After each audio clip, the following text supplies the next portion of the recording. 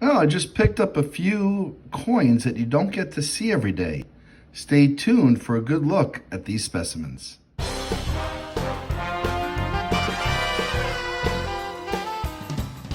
Hey collectors, thanks for watching. I'm the collector of coins, and that's right, I got a video for you, and I have a couple coins that I recently picked up at coin shops, which I intend to add to my collection and potentially bring to a coin show to sell.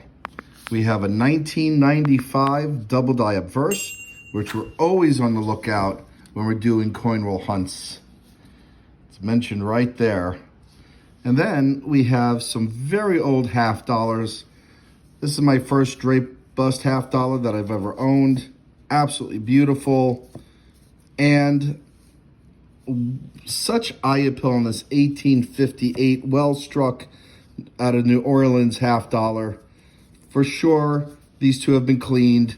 Most coins from this era are, but this looks like old cleaning as the coin has some toning and patina on top of the cleansing. Given the age and I guess scarcity of these two coins, I think they're still wonderful nonetheless. I'm wearing gloves, not because this is in plastic, but these other two are not. But I'm not going to take the gloves on and off. Now, the 1995 double die. I'm always on the lookout for it in coin hunts.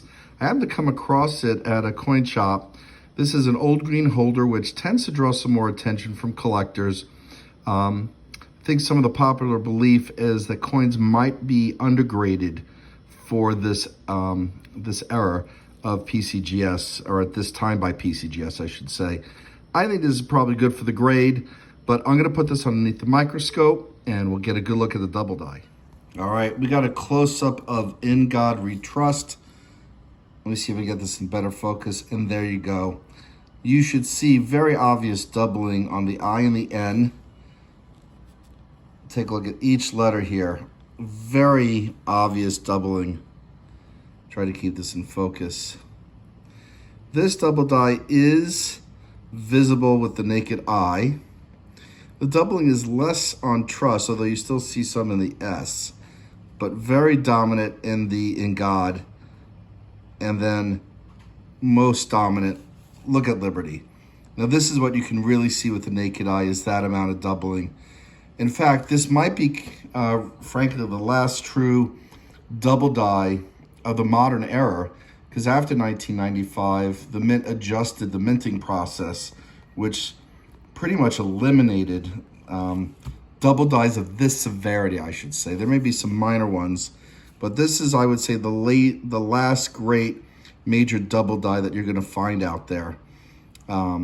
Really cool. When you get penny rolls to do your hunts, definitely this is one to look out for. Not very valuable. There are a number of these out there.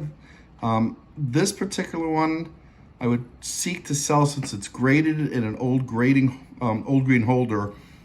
Hopefully I get about $75 for it. Not big money, but what a great variety to own for not big money. All right, let's take a look at the next coin. Okay, in here we have a really nice specimen of a 1807 draped bust half dollar. It's designed by Robert Scott, 301,000 minted, so this is a scarce coin. I love this design, despite the wear, which places it at, there's still a lot of hairlines that you can still make out. I would say it's a very good condition. Despite the cleaning, you can see denticles on the rim. There are some denticles that are worn, for sure, but this is just a nice specimen. It still has half, that's upside down. We rotate it for you so you can read it. Half, and there's some stars. Dollar is stamped on the side, and then on the reverse is a heraldic eagle. Just spectacular. And you can make out faintly though, E pluribus unum. I love this coin, and I love this design specifically. This coin's probably worth about $400 in this condition. As you could tell, I mean, the high points, it was cleaned. I don't believe it was too harshly cleaned. And you can see that there's been toning on top of it as tarnish begins to be applied, because I think this is some old cleaning. You see thumbprint on it, as was handled with bare hands, not by me, but by previous owners. But this is just such a cool coin. Really glad that I picked it up. I'm going to put this in a flip to protect it, and we're going to take a look at the next coin. Designed by Thomas Scully and Christian Gobrecht, the $1858 a half dollar that I have in front of me was minted in the New Orleans Mint in the South just a few years before the start of the U.S. Civil War. Look at the design and the details on this strike. Yes, it's a shame it's been cleaned, and potentially a little harshly cleaned at that, as you can see the scratches in the back. But the strike on this coin, there's no denying it. This coin is stunning and would be a wonderful addition to a seated Liberty collection. These coins are very hard to come by. They didn't survive, even though there's 7 million of these minted. These are highly sought after by collectors because they don't sell often. You can see all the letters of Liberty. All in all, just, I think, a very attractive looking coin, despite that it's been cleaned. And I will say, for a coin, I think the common myth has to do with the grade. I think it's all about the eye appeal, and there's no doubting it. This coin has eye appeal, regardless of the imperfections that are associated with the cleaning. It is old cleaning. You can see the toning or the tarnish coming on top of it. So that was done quite a while ago. Again, I think this is just a terrific coin. It wasn't appreciably expensive considering the conditions it's in.